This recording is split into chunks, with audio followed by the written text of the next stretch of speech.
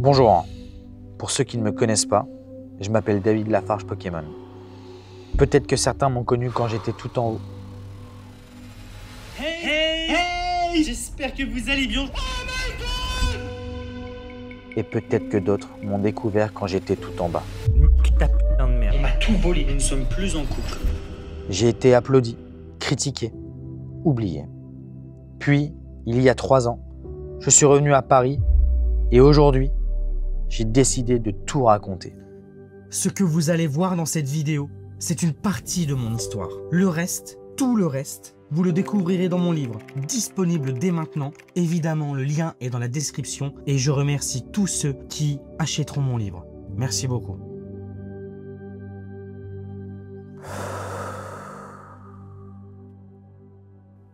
David, si je te demande de fermer les yeux et de revenir au 23 juillet 2013, le jour de ta toute première vidéo, qu'est-ce que tu revois? Waouh, très spécial. Bon, faut savoir que cette vidéo, elle est sortie quelques jours après.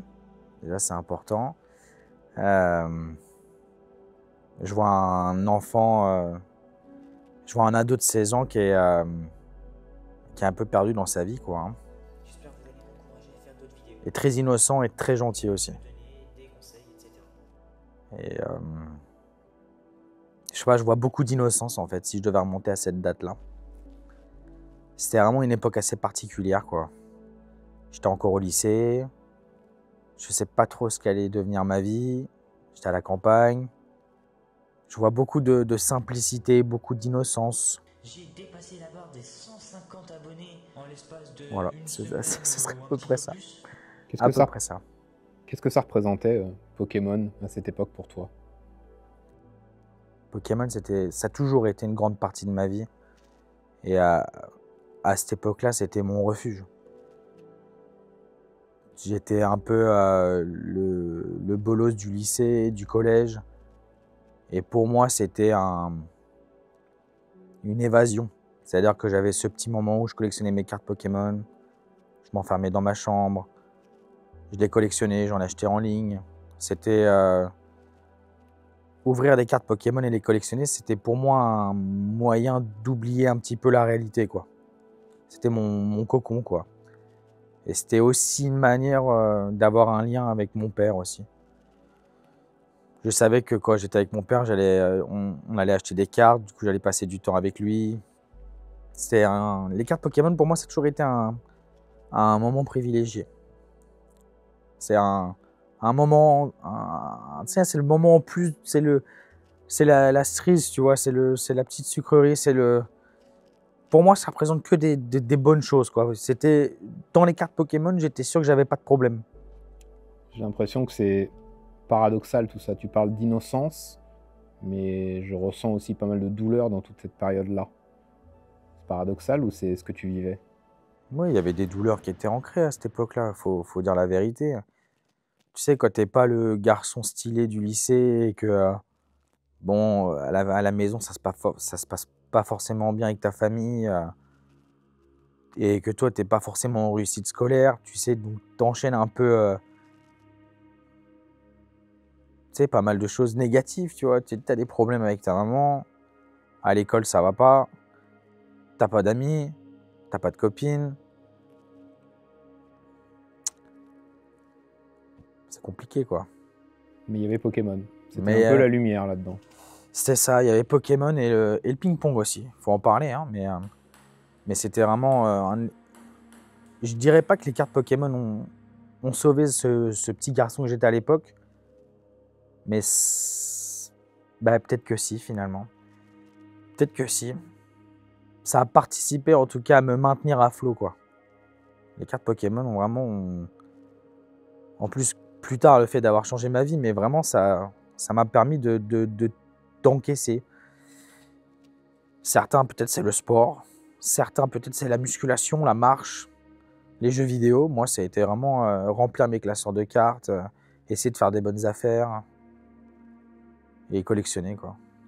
Et donc cette première vidéo dans laquelle tu montres ta collection de cartes, qu'est-ce qu'elle change dans ta vie?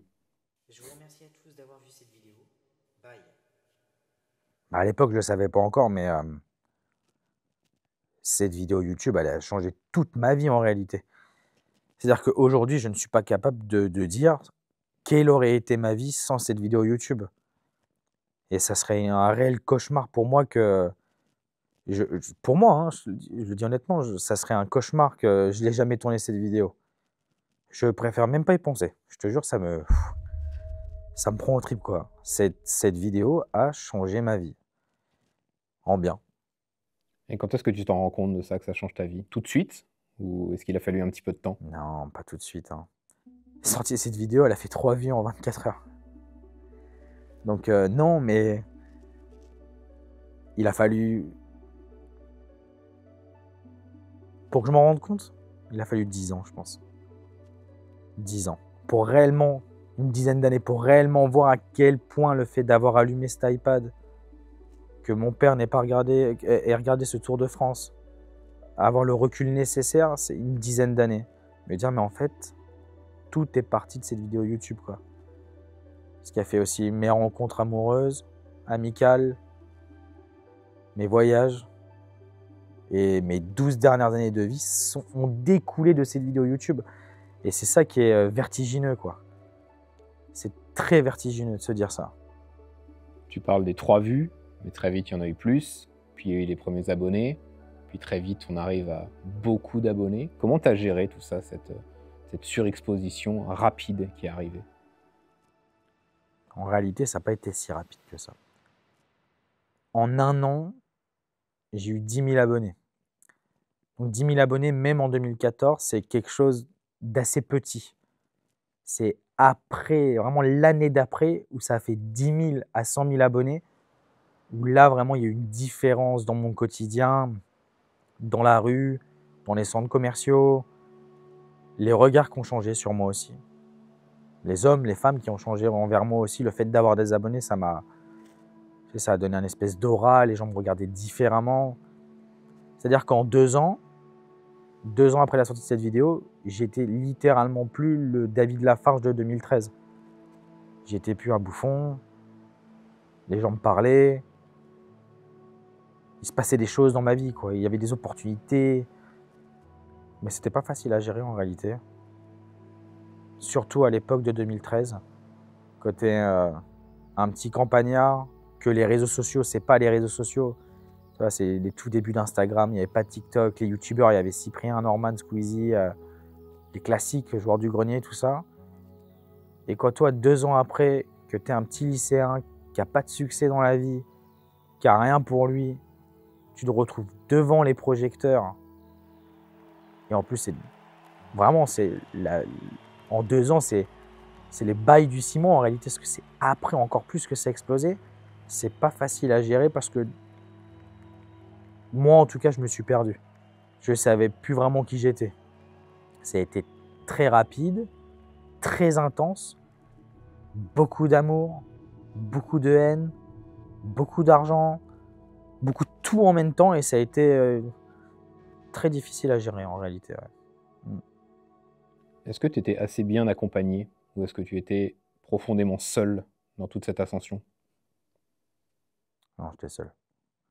Il y avait avec moi mon ex-copine Mijirachi et sa maman, qui heureusement était là, mais ce n'était pas suffisant comme accompagnement.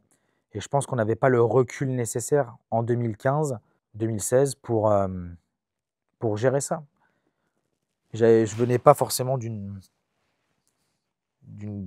grande famille. Hein. Tu sais, mon père travaillait en usine, ma mère a été femme de ménage, après elle ne travaillait plus. Donc, dans la famille, personne n'a vécu du succès. Et le succès, ça se gère en réalité. Il faut le comprendre qu'un succès, ça se gère, ça s'accompagne, ça s'entretient.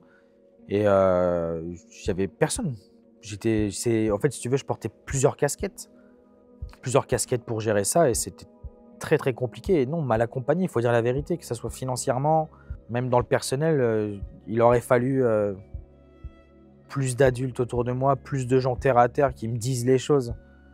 Et c'était une époque où on n'osait pas trop me dire les choses, quoi. Tu parles d'époque. Est-ce que tu as eu l'impression d'avoir été en avance sur ton époque, sur YouTube notamment?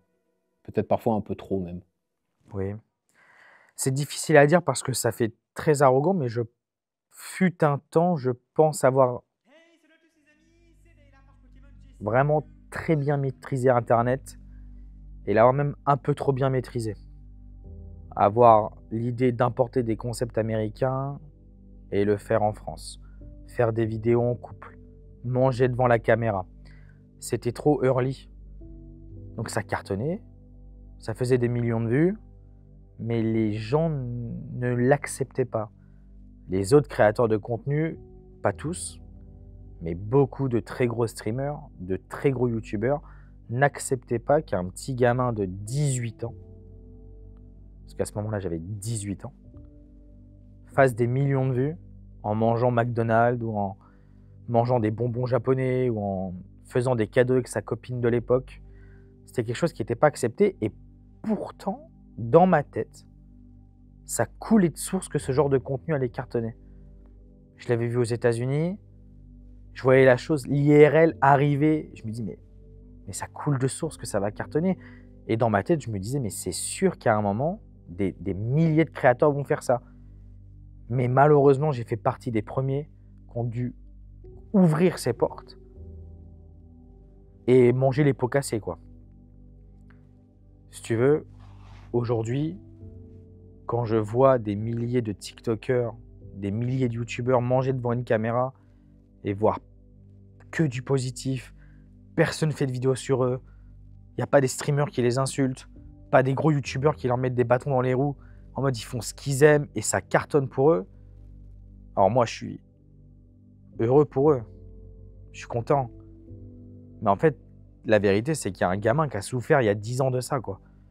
Pour que les gens fassent ça aujourd'hui comme ça, je me dis, mais merde, mais je ne l'ai pas fait au bon moment, si tu veux. Ou je l'ai fait au bon moment et les gens n'ont pas compris et c'est dommage. Certains n'ont pas compris et c'est dommage, quoi. Et ils l'ont bien crié fort qu'ils n'avaient pas compris. Tu penses que les gens étaient trop durs avec toi? Tu as notamment parlé de des vidéos que tu faisais avec Mijirachi, la fameuse vidéo du swap, qui a ramené beaucoup d'abonnés, mais aussi beaucoup de haine. C'était injuste? Non, mais Internet a été très dur. Faut dire la réalité. Je pense qu'Internet a été très dur envers David Lafarge Pokémon. Je suis pas un pointeur, je suis pas un violeur, je suis pas un voleur. J'ai fait du contenu qui me passionnait et j'aimais le faire. Je pense foncièrement qu'Internet a été très très dur avec moi, même si d'un autre côté, il a été incroyable. Il y a eu beaucoup de positifs, beaucoup de gens qui aimaient aussi tout ça. C'était super, mais je pense qu'il y a vraiment un... Je sais pas, il y avait une facilité d'insulter David Lafarge Pokémon, d'insulter sa copine, d'insulter tout le contenu. J'ai l'impression que c'était même une trend. C'était une trend de se dire, ouais, bah, de toute façon, tout le monde l'insulte, donc viens, on l'insulte. Et ça a été... c'était un sacré rouleau compresseur. Hein.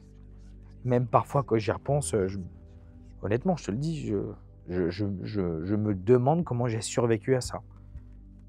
Pour te dire la douleur que ça a été à l'époque, c'était des dizaines de milliers de tweets, des hashtags, des tonnes de vidéos YouTube sur moi, et lire les commentaires de gens qui t'insultent, qui te détruisent. Tu vois des darons de 30 ans, de 40 ans, des créateurs de contenu 30 ans, 40 ans de l'époque, qui te détruisent alors que toi, tu es un petit gamin de 18 ans qui a démarré dans sa chambre, qui n'a rien demandé à personne, qui a gratté aucun featuring, qui s'est fait seul, lui et sa copine.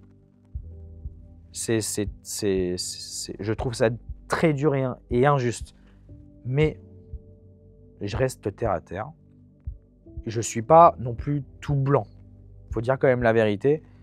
J'étais quand même peut-être un peu arrogant à mon âge, quand j'avais 18-19 ans. Et je sais que l'arrogance, c'est quelque chose qui énerve. Donc peut-être qu'il y avait un peu de ça aussi qui a fait que ça a joué un petit peu. Je ne peux pas remettre la faute à 100%. J'ai ma part de responsabilité aussi dans le fait que j'ai vécu du cyberharcèlement puissance 10 000, quoi. J'étais pas peut-être j'avais pas forcément les meilleures façons de communiquer, de répondre à ce harcèlement et de le gérer. Tu vois, aujourd'hui, en 2025, bon, il y a quasiment plus de harcèlement. J'ai une bonne image, je trouve, en tout cas. Et s'il devait se passer quelque chose, je suis quasiment sûr que j'arriverai à le gérer et très vite le faire passer à autre chose. Mais à l'époque, j'en étais incapable. Et c'est un peu de ma faute aussi. Je l'ai mal géré, cet harcèlement. Mais cette arrogance, elle venait d'où? Parce que tu disais toi-même que à 16 ans, tu étais un garçon profondément gentil. Est-ce que tu étais quelqu'un justement d'arrogant ou est-ce que cette arrogance, elle découlait de quelque chose que tu avais vécu dans ton enfance, ton adolescence? Oui. J'étais un garçon très gentil, mais qui a accumulé beaucoup de blessures sociales, de cicatrices, de plein de blessures profondes. Je ne sais pas comment vraiment trouver les mots là-dessus, mais même si j'étais un garçon innocent à 16 ans, j'avais des rêves. Et je pense que beaucoup de gens ont des rêves. C'est très dur de les réaliser. Et quand tu as des rêves fous qui sont inaccessibles, comme par exemple se dire à 16 ans, mais moi je veux être millionnaire plus tard. Et en fait, 18 ans, 19 ans, tu deviens millionnaire. Il y a une espèce d'extrême confiance en soi qui naît. Et tu te dis, ok, maintenant moi je suis millionnaire. Et tous ces gens qui m'ont mis à l'écart au collège, au lycée, qui se moquaient de mes vêtements, tous ces gens qui me calculaient pas, parce que je t'ai dit, c'était quand même, c'était une réalité quoi. J'étais pas le mec le mieux habillé, et tu sais, au lycée, au collège, il y a rien qui pardonne quoi. Pour moi, le lycée, le collège, c'est vraiment un champ de bataille. En réalité, c'est terrifiant. Pour rien au monde, je retournerai au collège et au lycée. Waouh, je trouve que c'est des années pour moi, en tout cas, pas positives du tout. Et le fait d'avoir du succès très rapidement, de l'argent très rapidement, mais aussi des gens qui t'aiment très rapidement et des gens qui te détestent, tu as envie de montrer aux gens qui n'ont pas cru en toi avant que tu as réussi. Tu as envie de dire aux haters, mais les gars, vous m'insultez, mais moi j'ai réussi. Du coup, il y a une espèce de sorte d'arrogance et de vouloir prouver les choses qui naissent en toi. Et après, tu te fais submerger, tu vois, par une espèce d'arrogance qui aussi te fait un espèce de cocon, tu vois. Tu montres que tu as réussi et c'est un espèce de protection aussi, l'arrogance. C'est quelqu'un qui est arrogant, c'est peut-être aussi quelqu'un qui est fragile à l'intérieur, tu vois. Et moi, je la vois un peu comme ça, la mienne. Une espèce de mélange de cocon et aussi de vengeance, pour être très franc. Tu avais un peu ce personnage du coup dans lequel tu t'étais glissé, un personnage créé un peu avec David Lafarge Pokémon. Qu'est-ce qui restait à ce moment-là, au moment vraiment des millions de vues, des millions d'abonnés? Qu'est-ce qui restait de David Lafarge? Est-ce que tu avais un peu perdu une partie de toi dans l'histoire? C'est une bonne question. C'est une bonne question. Même à l'heure actuelle, j'ai du mal à savoir qui je suis réellement. Il y a tellement eu de grands moments dans ma vie, difficiles et très savoureux, que je dois vraiment pas oublier qui je suis de base. Et c'est très difficile. Je sais que c'est pas la question que tu m'as posée, mais même aujourd'hui, je sais, j'ai du mal à savoir qui je suis réellement. Et pour répondre à ta question, qu'est-ce qui restait de David Lafarge en 2016?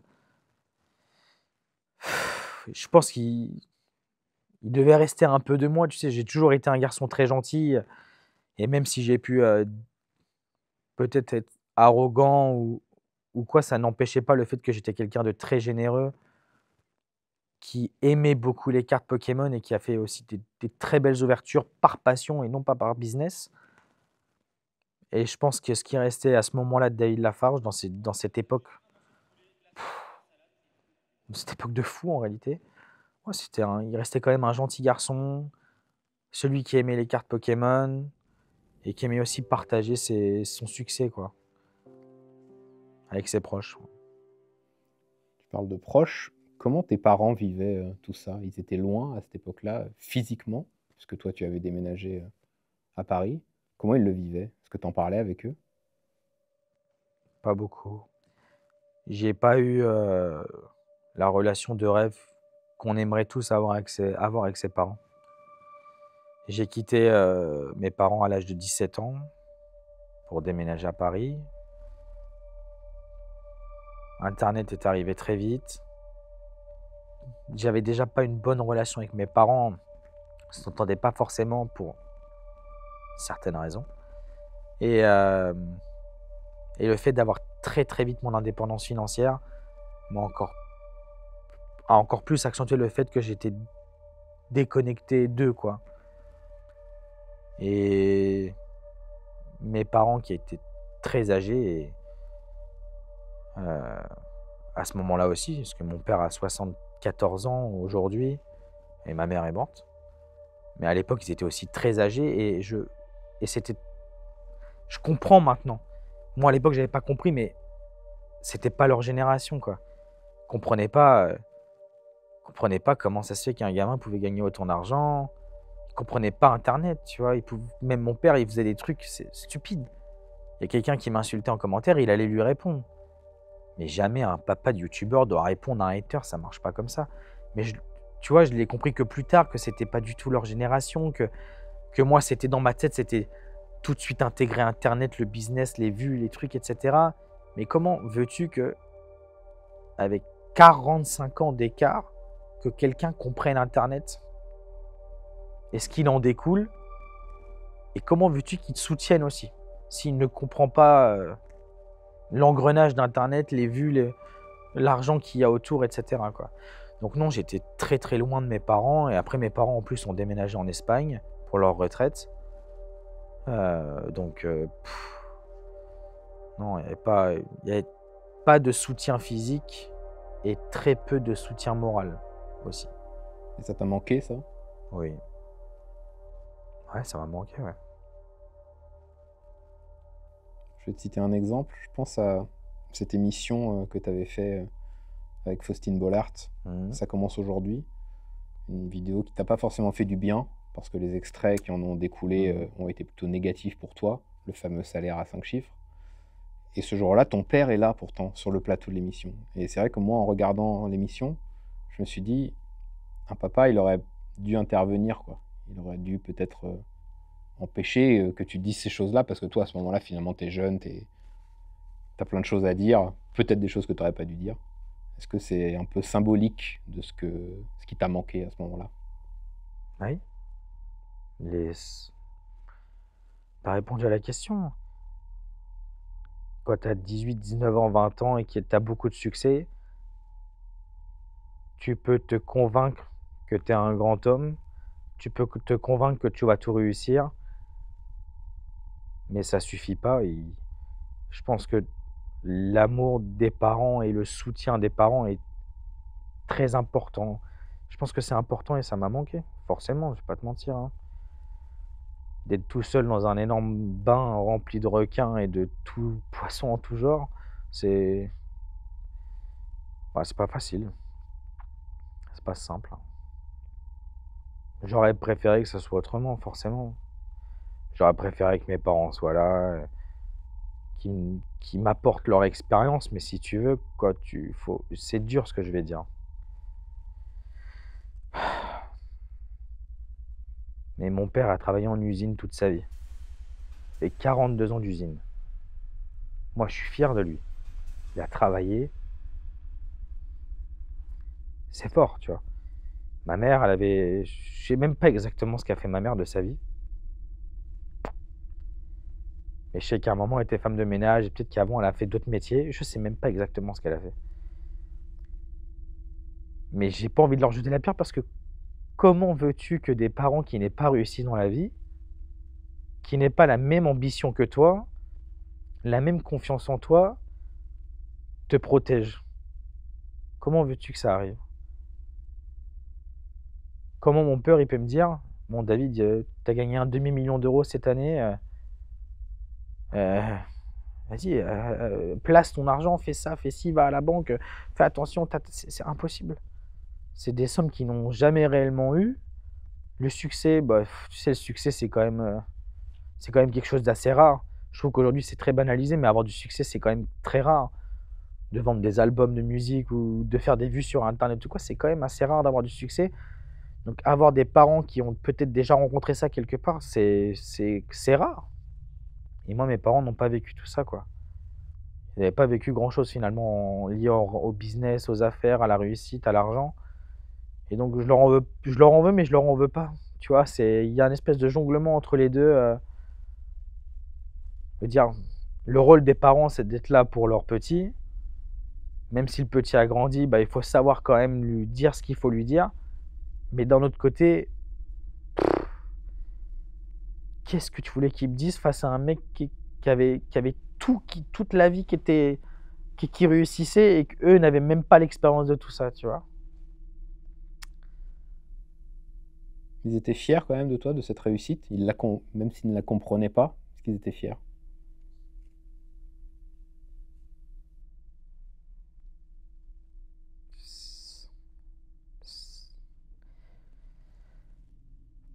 Waouh. Je sais pas si mes parents étaient fiers de moi à ce moment-là. Je sais pas. J'ai très rarement eu de David, je suis fier de toi.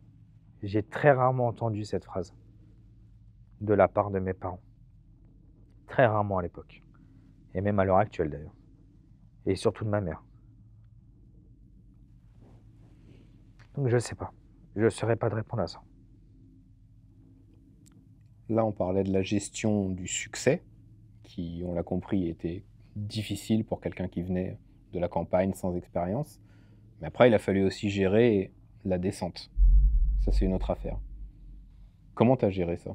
Comment tu as encaissé?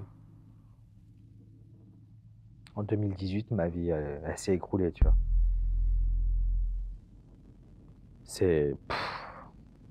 À 22 ans, ma vie s'est arrêtée. Très rapidement. Ça veut dire que en 2013, j'ai 16 ans, j'ai pas d'argent. En 2017, j'ai beaucoup d'argent et je suis quelqu'un. Et en 2018, je suis à moins 200 000 euros sur mes comptes bancaires. Plus de carrière. C'est-à-dire que 5 ans après, je suis monté tout en haut de la montagne, mais je ne suis pas descendu de la montagne. Je ne suis pas arrivé en bas de la montagne en 2018. J'ai creusé en bas de la montagne. C'était...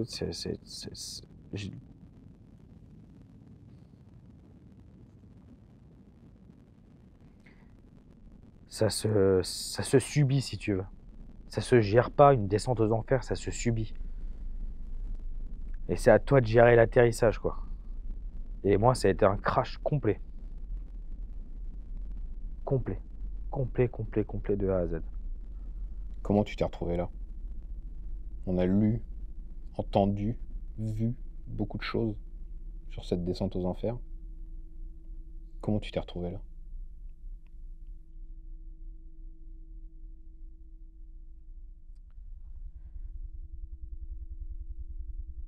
La vraie histoire de David Lafarge, c'est qu'en 2018, je me suis fait braquer par quelqu'un de ma famille qui m'a volé plusieurs centaines de milliers d'euros. Et suite à ça, c'était corrélé aussi à la fin de ma relation avec Mijirachi, à quelques erreurs que j'ai fait sur Internet et un mauvais tournant aussi que j'ai pris. J'arrive même pas à te répondre à la question. Il y a plein de choses qui se mélangent dans ma tête. Tu peux me reposer la question, s'il te plaît? Je te disais, comment tu t'es retrouvé là? Qu'est-ce qui fait que tu te retrouves, que tu passes de tout en haut à tout en bas en si peu de temps? Ok. La vraie histoire de David Lafarge, de comment on passe de rien à millionnaire et de millionnaire à littéralement SDF. Et ça peut aller très très vite dans la vie. Et je comprends maintenant les gens qui arrivent à tout perdre du jour au lendemain. Parce que moi, je ne pensais pas que c'était possible. Il y a eu quelqu'un de ma famille qui m'a braqué. réellement braqué, qui m'a volé plusieurs centaines de milliers d'euros de ma société. Il y a eu un déménagement dans un pays à l'étranger avec des mauvaises personnes et une fin de carrière. J'étais en fin de carrière. Plus personne me regardait, plus personne regardait mes vidéos, mes streams, il y avait très peu de gens. Et d'ailleurs, je remercierai jamais assez ces gens qui m'ont jamais lâché. Carrément 30-40 000 personnes qui ne m'ont jamais lâché. Et je vous oublie pas. Et c'est un retour en France, donc en 2019, avec un contrôle fiscal, où dans ce contrôle fiscal, toutes mes années de société ont été vérifiées. Moi, j'avais fait 60 000, 70 000 euros de bêtises avec ma société. C'est-à-dire que j'avais acheté des vêtements que j'avais passés en société. Et ça, le contrôleur fiscal, il ne l'avait pas accepté. Pourquoi pas? Mais ça a été surtout le fait que cette personne qui m'a volé a volé plusieurs centaines de milliers d'euros de ma société. Un contrôleur fiscal qui était très jaloux de moi, qui m'a passé ces sommes-là en salaire. Et ça va très vite. Passer 300-400 000 euros en salaire en France, majoré à 30%, majoré à 8%, plus les impôts de base à payer, bah t'es cuit, quoi. Tu te relèves pas de ça. C'est impossible. Bah, tu fais moins 600, moins 700 000 euros d'un coup. T'as plus de copine. T'as plus de carrière. Donc en plus, tu dois supporter tout ça. Ça te tire vers le bas. Et donc plus de copine, plus d'amis, plus d'argent, plus de carrière. Tu sais, c'est effet boule de neige. Hein. Donc la boule, tu te fais emporter, tu te fais emporter, tu te fais emporter. Et t'arrives à un moment où bah, t'es à la rue quoi, avec ton petit chat. Quoi. T'as été littéralement à la rue. C'est-à-dire, c'est pas une expression, ah, j'étais à la rue. T'étais littéralement à la rue. Ouais. Combien de temps? C'est assez flou, mais je dirais une dizaine de jours. C'est quelque chose que j'ai gardé secret. Hein. Je ne l'ai pas partagé. Il y a très peu de gens qui savent la vraie histoire. Il y a très peu de gens qui la connaissent, la vraie histoire de David Lafarge. Mais c'est une souffrance, tu vois, d'avoir été à la rue, de devoir le dissimuler à tout le monde par fierté, de ne pas en parler forcément à sa famille, ses amis, ses proches. Ça, c'est vraiment le... C'est bon, là, tu vois, t'as touché le fond. T'es au fond. C'est le fond. Pour moi, ça représente vraiment le... C'est vraiment le fond, quoi. Il n'y a plus d'oseille, il n'y a plus d'amis, il n'y a plus de carrière. Et le pire de tout, c'est que il n'y a plus rien, quoi. T'es cuit. C'est le fond pour moi. Est-ce qu'à ce moment-là, tu t'es dit que tu allais tout arrêter? Ou est-ce que tu y croyais encore? Tu avais des raisons d'y croire encore? À ce moment-là, il faut en mettre dans le contexte que je sors du fameux Wallah nique ta mère de Squeezie. Là. Squeezie a fait une vidéo sur moi qui a fait 10 millions de vues. Je fais plus de vues, plus d'argent, quasiment plus d'amis, dans la réalité. Donc les gens me détestent. Mais ils me détestent. Beaucoup de gens me détestent foncièrement. Est-ce que j'y croyais encore? Je vais pas te mentir, non. Non. Non et non. J'y croyais plus du tout. Je m'étais dit... Bon, déjà, j'ai fait une grosse bêtise dans cette période. Une très, très grosse bêtise. Très, très grosse bêtise. Que personne ne sait. Mais j'ai survécu à cette bêtise. Quand tu fais ce genre d'acte, ça veut dire que tu crois plus. T'y crois plus. T'as plus envie d'y croire, quoi. Tu vois. Mais quand tu survis à ce genre de bêtises, je dis bêtises, mais vous avez tous très bien compris de quoi je parle, il y a peut-être une petite flamme qui naît. Moi, à ce moment-là, je me suis dit, c'est pas ton heure. si c'est pas ton heure, il y a peut-être une dernière carte à jouer, quoi. Alors comment remonter ne serait-ce que jusqu'à la surface, puis après revenir dans les montagnes, ça, je savais pas encore à l'époque, mais il y a peut-être une petite flamme à ce moment-là qui a rené, tu vois. Et alors justement, ta vie, c'est des montagnes russes. Ça monte, ça descend. Et là, ça remonte. Comment ça remonte? Et j'arrive à relouer un appartement après la rue, en faisant des faux papiers. Et il y a Fortnite, le jeu Fortnite qui est là. Donc moi, ça me permet de faire un peu de contenu, de passer les journées aussi. C'est important parce qu'il y a aussi ma vie, quoi. Et c'était pas grand-chose ma vie à ce moment-là. Ça permet de passer le temps, de se faire des amis et de faire du contenu, de gagner un peu d'argent, quoi. Mais la vraie transition de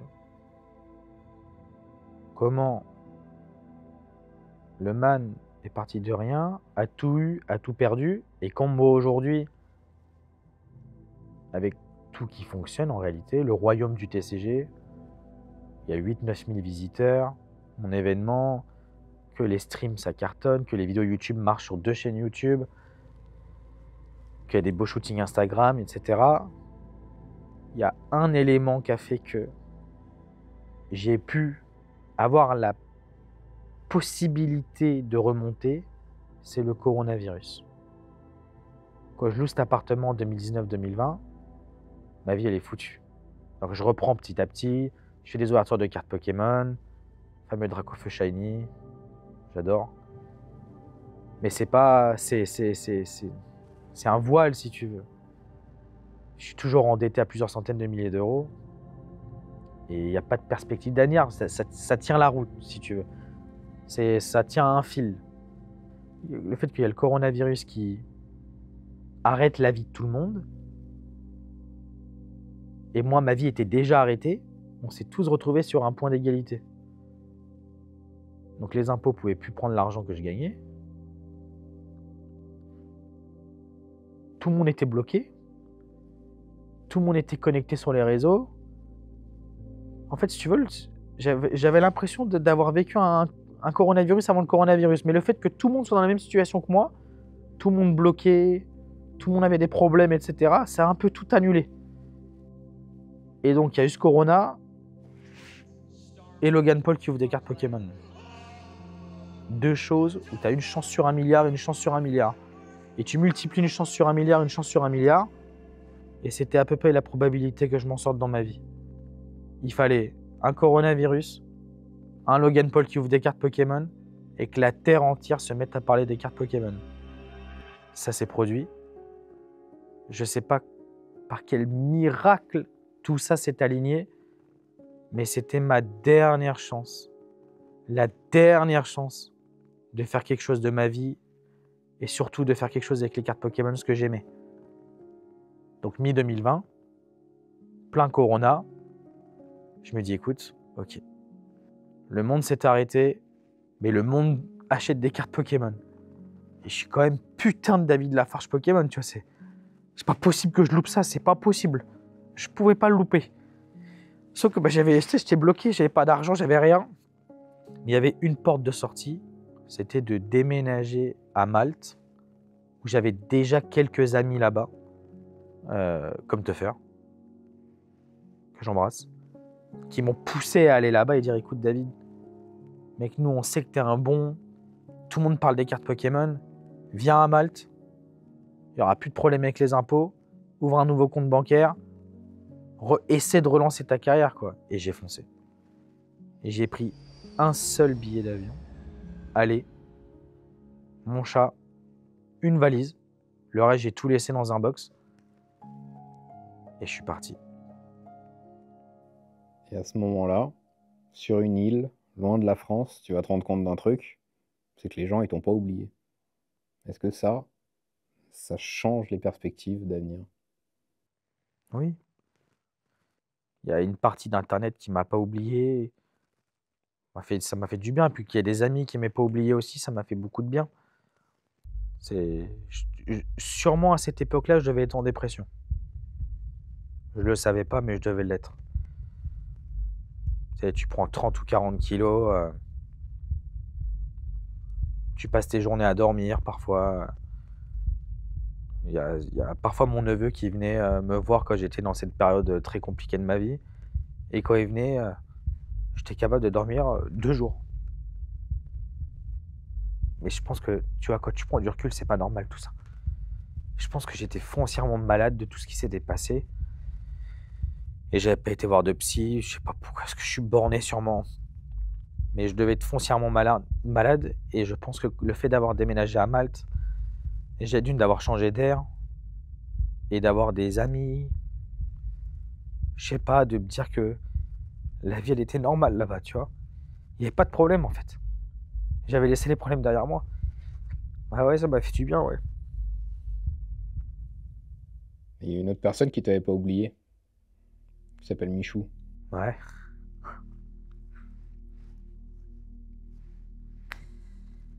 Si tu veux, quand je suis arrivé à Malte, j'ai mis 2 mois à me mettre sur les rails un petit peu. Et je sais pas par quel miracle aussi. J'ai fait quelques vidéos YouTube qui ont marché. J'ai eu les meilleures cartes Pokémon au meilleur moment. Je parle des Dracofeu Shiny qui sont tombés d'affilée, le Dracofeu du set de base. Je sais pas pourquoi, il y a tout qui s'est aligné pour moi. Tout s'est aligné pour moi. En même temps, je me dis, je vais me lancer en live sur Twitch. Les gens me regardent. Les vidéos YouTube fonctionnent à leur hauteur. C'est fou, il y a tout qui s'aligne. Et il y a Michou. Et je suis éternellement reconnaissant de cet homme. Sans lui, il n'y aurait pas tout ça. Faut en être conscient, quoi. Oui, je me suis battu, oui, j'ai travaillé, mais sans Michou, il faut dire les choses. C'est important de dire les choses, je ne serais pas là aujourd'hui. Michou, il m'envoie un message, il me dit David, je vais ouvrir une boîte Pokémon 7 de base, est-ce que tu veux venir au tournage, quoi? Le man, il a, je sais pas, 8-10 millions d'abonnés, je sais plus combien il en a, mais il en a des millions et des millions. C'est le big boss d'Internet. Il peut faire des vidéos avec qui il veut. Avec DJ Snake, je suis sûr qu'il peut faire une vidéo avec n'importe qui. N'importe qui, il peut citer n'importe qui, il peut faire une vidéo avec lui. Mais ce petit gars-là, il ouvre une boîte de cartes Pokémon et il pense à moi. Parce que je pense que Michou regardait mes vidéos à l'époque et il m'a offert cette chance d'ouvrir cette display de cartes Pokémon avec lui. Et ce qui est fou, c'est que j'ai été à Paris, d'ailleurs grâce à mon neveu, donc le père de mon neveu, que je vous disais tout à l'heure quand il venait me voir, j'allais pas très bien, qui m'ont payé les billets d'avion, parce que j'avais pas d'argent pour le payer ces billets d'avion. Et même envers eux, je suis ultra reconnaissant, tu vois. Bref, j'arrive là-bas à Paris, il y a Michou qui est là, incroyable. On fait une vidéo YouTube, on ouvre la display de cartes Pokémon, le set de base. Mais ce qui est encore plus fou, c'est que cette display était buggée. Et on a fait un record du monde, un vrai record du monde. Et la vidéo a fait 10 millions de vues. Et si tu veux, quand cette vidéo YouTube elle est sortie, pour moi, ça a tout changé. Mes vidéos faisaient 80 000 vues, elles en faisaient 1 million. 2 millions. Les streams, j'avais 300 viewers, je suis passé à 1500 viewers. 2500 viewers, 3500 viewers. Et donc moi j'ai saisi cette opportunité à fond, quoi. J'ai fait vas-y, je vais faire des featuring, je vais faire des belles vidéos. Je vais streamer 7 jours sur 7. Je vais pas lâcher les gens qui me regardent, je vais gagner de l'argent et en plus je kiffais. Et voilà, Michou, tu as changé ma vie, mec. En une vidéo. Cette vidéo, elle change tout, mais surtout, tu te rends compte que beaucoup de gens sur Internet ne t'ont pas oublié et tu reçois, quasiment pour l'une des premières fois depuis longtemps, énormément d'amour dans les commentaires. Ouais, c'est vrai. Est-ce que ça aussi, ça change énormément de choses pour toi? Ça change une chose qui est importante. Déjà, l'estime de soi. Parce que parfois, à force qu'on te dise quelque chose, tu finis par y croire. Et moi, à force de lire que j'étais un énorme FDP, que je méritais tout ce qui m'arrivait, je m'étais un peu convaincu que c'était mériter ce qui m'arrivait, que j'étais un énorme FDP, que j'étais vraiment ce méchant personnage. Et quand il y a eu toute cette vague de positifs, Bon, déjà, d'une, tu savoures. Tu prends le temps de lire tout ce positif. Et ça m'a donné surtout une chose, de l'espoir. Ça veut dire que, hormis le fait que je recommence à gagner un tout petit peu d'argent, que je fasse des vues, que j'ai des viewers et tout, ça m'a donné aussi de l'espoir de dire, écoutez, j'ai vécu une injustice, il y a une histoire, personne ne la connaît, il y a des gens qui me redécouvrent, qui me découvrent, qui ne comprennent pas tout le passé, et ça m'a donné de l'espoir de me dire qu'un jour, je pourrais raconter la vraie histoire, qu'un jour, j'aurai l'opportunité de créer des business, de dire, ok, je peux reconstruire quelque chose, j'ai le droit. Finalement, il y a des gens qui m'aiment.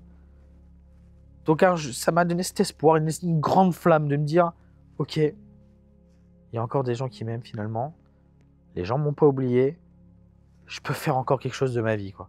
C'est ça que ça a créé en moi. Dans cette interview, là, aujourd'hui, mais aussi dans ton livre, tu partages des anecdotes très intimes, parfois même des choses humiliantes de ta vie. Tu fais beaucoup d'autocritique aussi.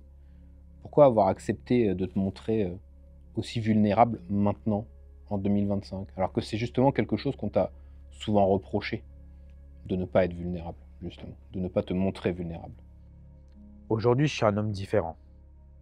Déjà, je vais avoir 29 ans. Je m'approche de la trentaine. Mais quand tu as survécu à cette histoire, je pense sincèrement que je peux survivre à n'importe quoi à l'heure actuelle. Je pense être extrêmement solide sur les appuis. Et je pense que le meilleur timing, c'est maintenant. C'est maintenant que les gens, s'ils veulent connaître la vraie histoire de David Lafarge, c'est maintenant le meilleur timing. Aujourd'hui, je gagne très très bien ma vie. Je suis très très bien entouré. J'ai des vrais amis. J'ai des vrais business. Il y a tout qui fonctionne pour moi. Donc ça me paraît une suite logique de raconter la vraie histoire maintenant. Et en plus, il y a des gens qui ne comprennent pas aussi. Tu vas sur mon Instagram, j'ai une belle montre au poignet, je suis en photo avec Dembélé. Tu me vois ouvrir des cartes Pokémon à 60 000 €, 20 000 €, 15 000 €. Mais tu dis qu'il y a 4 ans, il n'y avait pas tout ça. Quand tu me regardes, il manquait des vidéos, j'étais pas frais. Là, je suis à une des meilleures époques de ma vie. C'est la meilleure époque de ma vie d'ailleurs, je le dis. Et je veux que ceux qui croient en moi aujourd'hui, qui aient des doutes sur mon histoire, n'aient plus de doutes. Je veux que les gens qui m'aiment et qui se posent des questions sur moi n'aient plus de questions à se poser. Je veux que les gens qui sont fiers de David Lafarge, mais qui ont des flous de son histoire, n'aient plus de flous. Beaucoup de gens t'ont souvent accusé de mentir, même dans les vidéos où tu te justifiais. Tu fais beaucoup de vidéos où tu te justifiais, où tu racontais ton présent, ton passé. Et malgré ça, parfois, tu avais des gens qui disaient non, ce qu'il dit, c'est pas vrai. Est-ce que ces gens-là, tu as encore envie de les convaincre? Ou est-ce que tu as un peu lâché l'affaire en disant ceux qui veulent me croire me croiront, ceux qui veulent pas me croire ne me croiront pas, tant pis, voilà la vraie histoire? C'est divisé. J'ai quand même envie de répondre à tous ceux qui m'ont dit que j'étais un menteur, qui n'ont pas cru à mes histoires, ou qui ont même inventé des histoires, parce qu'il y a des histoires qui ont été inventées, et elles ont peut-être tellement été relayées que ça s'est transformé en réalité pour certains. Il y a des gens qui ont une fausse réalité de mon histoire, et j'ai quand même foncièrement envie qu'ils aient accès à la vérité. Pas ma vérité, la vérité. C'est important pour moi. Mais je forcerai personne à me croire. Je sais que mon histoire est très particulière. Il y a des choses qui sont folles. Mais pourtant, c'est l'histoire de ma vie et c'est la vraie histoire. Donc s'il y a des gens qui ne me croient pas, si vous ne me croyez pas, je vous en voudrais pas. Moi, dans ce livre, je dis toute la vérité et rien que la vérité. Et je pense que cette vérité mérite d'être lue et d'être exposée. Vous ne savez pas à quel point ça peut être très frustrant de vivre des choses terribles et que des gens racontent le contraire sur vous et que les gens autour croient les fausses choses. Je sais pas si c'est très clair ce que je dis, mais c'est extrêmement frustrant. Donc si tu veux, j'ai même envie de la crier, la vérité, tu vois. J'ai envie de la crier. Alors, voilà, ça c'est la vérité, tu vois. Elle est là, la vérité, là. À tous ceux qui font des vidéos YouTube sur moi, tous ceux qui parlent dans mon dos, tous ceux, même ceux qui m'aiment et qui captent pas certains moments et tout, je dis, voilà les gars, c'est là. Là, vous avez tout là. Tout. Et c'est pas à mon avantage en plus. Ce n'est pas à mon avantage. Il y a des choses, j'ai honte. Il y a des choses, j'ai fait des erreurs, j'ai des échecs. Ce livre, il me met... C'est tout nu, je suis tout nu, quoi. Je vous offre la vérité. Et j'en suis pas peu fier. Mais j'en ai besoin. J'ai besoin qu'il y ait une trace de vérité, quoi. C'est terrible d'aller sur Internet, de lire des tweets, des gens qui racontent ta vie que t'as pas vécue, qui disent que t'es un menteur. Je trouve ça terrible. Donc avec ce livre, au moins, même si maintenant on dit que je suis un menteur, je sais qu'il y en a qui auront lu la vérité. Et je reviens un petit peu la deuxième phrase que tu m'as dite. Oui, il y a des gens que j'ai envie de convaincre, mais d'un autre côté, si tu veux pas croire la vérité, ne la crois pas. Voilà. C'est un mélange des deux. Et est-ce qu'aujourd'hui, il y a encore des choses qui te blessent? Tu dis que tu as beaucoup changé, tu es beaucoup mieux entouré, tu es beaucoup plus solide sur tes appuis. Mais est-ce qu'il y a encore des choses qui arrivent à te blesser dans les choses que tu lis ou que tu entends sur toi? Ah oui, forcément. Forcément, il y a des choses qui me blessent encore. Et que je ne comprenne pas d'ailleurs. Ça fait 12 ans que j'ouvre des cartes Pokémon sur Internet. Ça fait 24 ans que je collectionne. Dans mon blaze, il y a Pokémon. Sur mes vêtements, il y a Pokémon. Pokémon, les cartes Pokémon, c'est l'histoire de ma vie. Et j'ai décidé d'y donner ma vie aux cartes. Quand je lis que je ne suis pas un passionné de cartes Pokémon, ou que je suis un acteur, ça me blesse.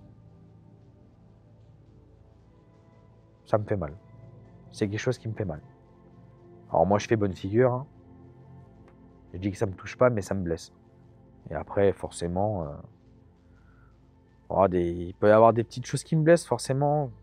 C'est différent de l'époque, mais par exemple, j'aurais voulu être un peu plus intégré sur YouTube. Avoir plus de personnes qui me proposent de faire des vidéos et faire des vidéos avec d'autres créateurs de contenu. Mais j'ai l'impression que certains se sont arrêtés au David Lafarge de l'époque. J'aime foncièrement YouTube. J'ai fait 2500 vidéos. J'adore en faire. Ça m'aurait plu de participer à d'autres projets, d'être un peu plus intégré, qu'on me laisse un peu plus de chance, quoi. Et ça me blesse qu'on me donne pas ces opportunités. Mais ça, c'est mon problème, hein. Je fais pas la victime, hein. Mais ça me blesse. Tu parles de créateurs, justement. Est-ce qu'il y en a qui t'ont inspiré, notamment au début de ta carrière sur YouTube? Comment ne pas citer ce Darkofeu 022? Darkofeu 022, pour ceux qui connaissent pas, c'est l'un des premiers mecs en France à avoir ouvert des cartes Pokémon sur Internet. Lui, il m'a donné envie d'ouvrir aussi des cartes Pokémon sur Internet, tu vois. Et il y a Cyprien et Squeezie, quoi. Ça, je peux pas le nier non plus. Je peux pas nier, quoi. C'est deux gars qui sont toujours d'ailleurs des figures emblématiques d'Internet, m'ont inspiré, tu vois, faut dire la vérité. C'est surtout Squeezie aussi. Et qui fait des projets, il fait pas mal de choses, ça marche, ça te donne envie, tu vois. Ce mec est inspirant. Même si on a vécu des choses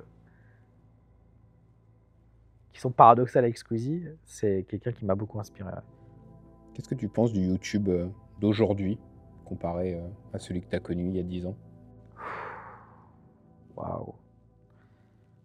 Waouh.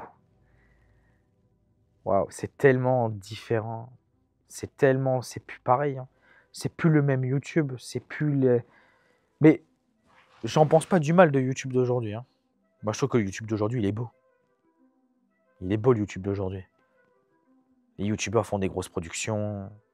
Il y a les YouTube Shorts. La communauté est différente aussi, je trouve. Tout le monde fait des placements de produits. Tu peux gagner de l'argent. Tu peux manger devant une caméra. Tu peux faire tout ce que tu veux, j'ai l'impression. Je trouve que le YouTube d'aujourd'hui, il est arrivé à maturité. Mais c'est vraiment un monde d'écart avec le YouTube de 2013, quoi. Et encore de 2015, et de 2017, et de 2019. On a de la chance de vivre sur YouTube. Et j'ai de la chance de le vivre un peu aussi. Et je suis content d'avoir traversé toutes ces années pour le vivre. Ce qui est savoureux sur YouTube, je crois. Tu disais qu'aujourd'hui tout va bien pour toi. Tu as notamment un énorme événement là qui arrive, le Royaume du TCG 2. Est-ce que tu peux nous en parler un peu de ça? Bien sûr. Le Royaume du TCG, c'est une convention au Parc des Expositions Villepinte. Donc cette année, c'est le 1 et 2 novembre. Prenez vos places dans la billetterie, je compte sur vous. Vous venez me voir. Ça fait 16 000 mètres carrés. Il y a une centaine d'exposants. C'est... Le Royaume du TCG, c'est une de mes plus grandes fiertés, quoi. Donc ça m'appartient à 50%. J'ai un associé qui a les autres 50%, qui lui, son métier, c'est d'organiser des événements. D'accord? Donc lui, il organise, et moi, je ramène ma communauté, et je fais des belles choses à l'intérieur. Le Royaume du TCG, c'est une de mes plus grandes fiertés. C'est trop beau. J'ai l'occasion de rencontrer ma communauté chaque année, d'en être à la tête aussi. Le Royaume du TCG, ça m'a fait aussi beaucoup de bien à moi-même. Tu vois, ça m'a rassuré. Je me suis dit, mais bon, bah YouTube, ça marche. Mais je suis capable de vendre 9000 billets pour un événement physique. Donc, c'est pas que pour Kameto et Squeezie, ça. C'est aussi pour des petits YouTubeurs comme moi, quoi. Le Royaume du TCG, c'est 2 jours. C'est chaque année un gros cadeau. La première année, on a offert un display set de base à 50 000 €. Cette année, on vous offre une voiture à 25 000 €. Vous avez juste à prendre votre place. Vous venez et quelqu'un va repartir avec une voiture. C'est 2 jours bien organisés, par des passionnés, pour des passionnés. Gratuit pour les moins de 8 ans. C'est mon royaume, quoi. J'en suis pas peu fier. Voilà. Et j'espère vous y voir là-bas. Qu'est-ce qui t'a le plus touché au Royaume du TCG, première édition, l'année dernière? C'est de voir le monde venir et de les voir te regarder spécialement. Ils te regardent d'une manière assez spéciale. C'est-à-dire bien, j'ai adoré de voir la réaction des gens en me voyant, en venant même à l'événement, tu sais, ça m'a foncièrement touché. J'étais là, il y a tout le monde qui me regardait d'une manière un peu spéciale, qui kiffait le moment. Ça m'a... ça a apaisé mon cœur, le royaume, hein. Ma vie n'était pas toute rose il y a encore 1 an et demi, hein. J'ai eu encore des très gros problèmes, des très grosses trahisons. Mais tout ça, je vous laisserai les découvrir dans le livre La vraie histoire de David Lafarge. Je ne vais pas tout vous dire aujourd'hui. Mais le royaume a été un énorme pansement sur mon cœur.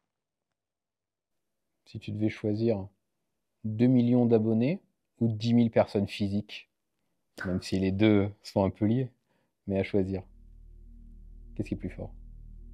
Je peux pas choisir. Je peux pas.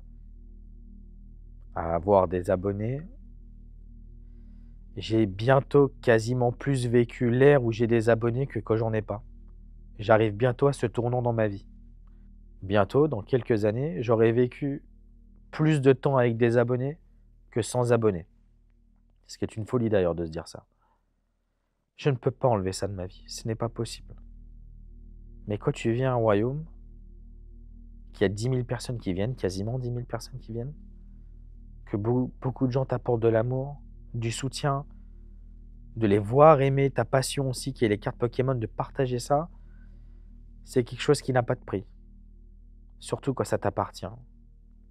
Et que c'est en partie grâce à toi que ces gens sont là. Je peux pas faire de choix. Je peux pas faire de choix. Joker. Je peux pas. Tu parlais de Pokémon à l'instant, des cartes Pokémon, des gens qui vivent de leur passion. Est-ce que David Lafarge Pokémon, il a compté dans les cartes Pokémon en France? J'espère avoir apporté ma pierre à l'édifice. J'espère. Maintenant, est-ce que David Lafarge a vraiment compté pour les cartes Pokémon en France? C'est à vous d'y répondre. Moi, j'espère avoir apporté ma pierre à l'édifice. Comment t'aimerais qu'on se rappelle de toi dans 20 ans, 30 ans? J'aimerais que quand les gens pensent aux cartes Pokémon, que ça leur fasse résonner David Lafarge. C'est peut-être osé, N'y voyez pas un acte d'arrogance, mais j'aimerais que dans 20 ou 30 ans, quand des petits ouvrent des cartes Pokémon, des adultes, bah, qu'il y a un peu mon nom qui résonne à l'intérieur. Qu'on n'oublie pas David Lafarge avec les cartes, quoi. Pour ceux qui en ouvrent, qui les collectionnent. Et si je devais pas parler de Pokémon, j'aimerais qu'on se rappelle de moi comme quelqu'un de résilient. J'aimerais. Qu'on se dise, putain, ce mec-là, c'était un petit bouffon, qui a eu une opportunité, qui l'a saisie, qui a été gâché, il a vécu des trahisons, il a fait des erreurs, il a fait des belles choses, mais à la fin, il est toujours debout. Donc j'aimerais qu'on se rappelle de moi comme quelqu'un de résilient.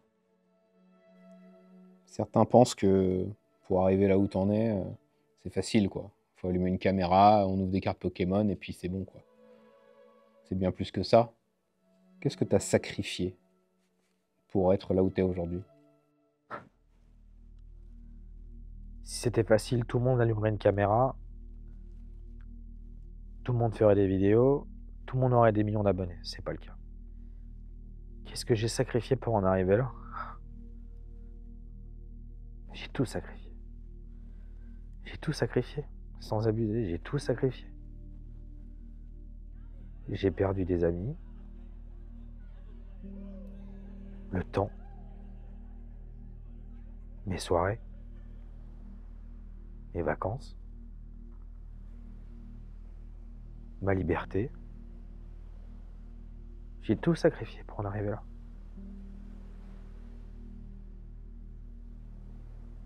Des gens que j'aimais, du temps que je ne retrouverai jamais. J'ai sacrifié les derniers moments avec ma mère avant qu'elle meure. J'ai tout donné.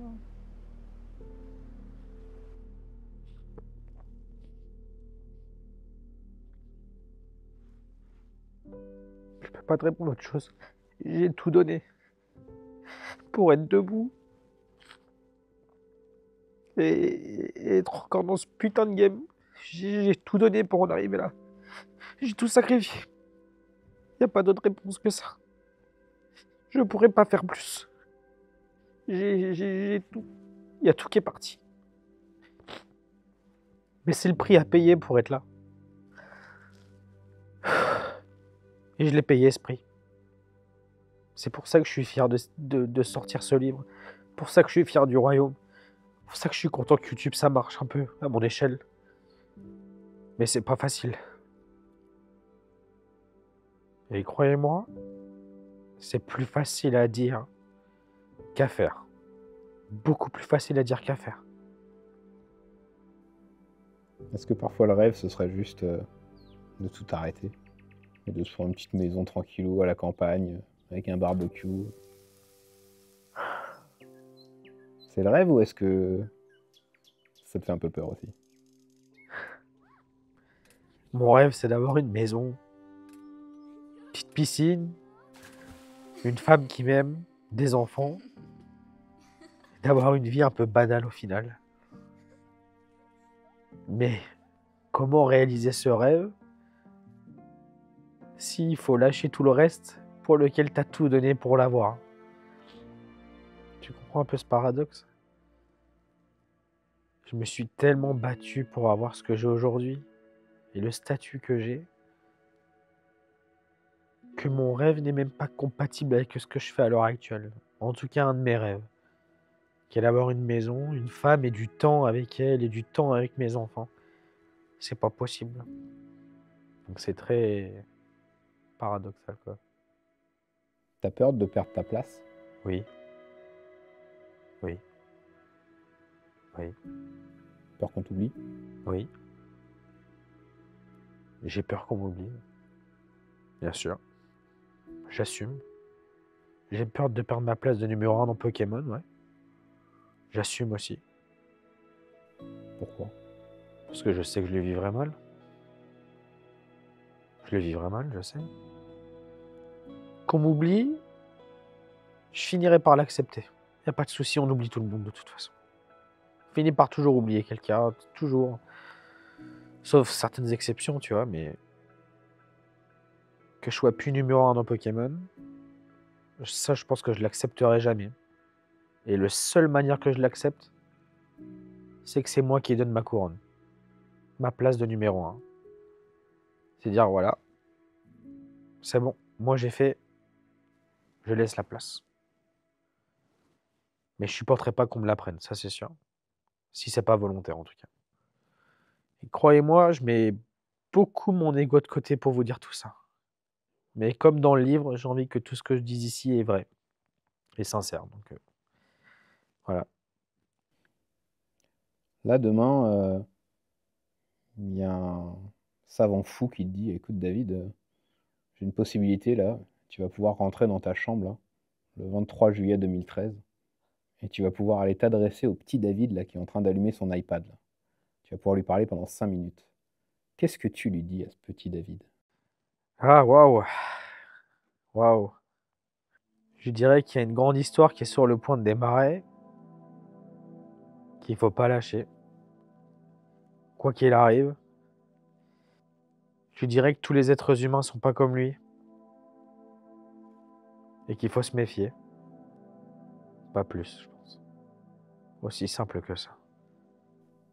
Est-ce que ce sont aussi toutes tes erreurs qui t'ont mené là où tu es aujourd'hui? Sans les erreurs, on aurait le même David Lafarge aujourd'hui? Non. C'est les erreurs et les échecs et les trahisons que j'ai vécues qui ont fait que je suis là aujourd'hui et l'homme que je suis. C'est bizarre ce que je vais dire, mais j'imagine pas ma vie et l'homme que je suis aujourd'hui sans ces erreurs. C'est-à-dire que si on m'offrait l'opportunité de gommer toutes les escroqueries, les vols, les trahisons, je ne les gommerais pas. Je pense pas que je serais l'homme que je suis aujourd'hui, que je considère être bon. Je me considère être gentil, bon, avoir appris de mes erreurs. Si j'avais pas vécu tout ça, je serais pas pareil, je pense. Et j'aime la personne que je suis aujourd'hui, en tout cas.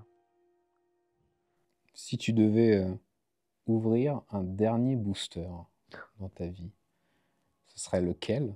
Et surtout, tu voudrais l'ouvrir avec qui? Je me suis déjà posé cette question.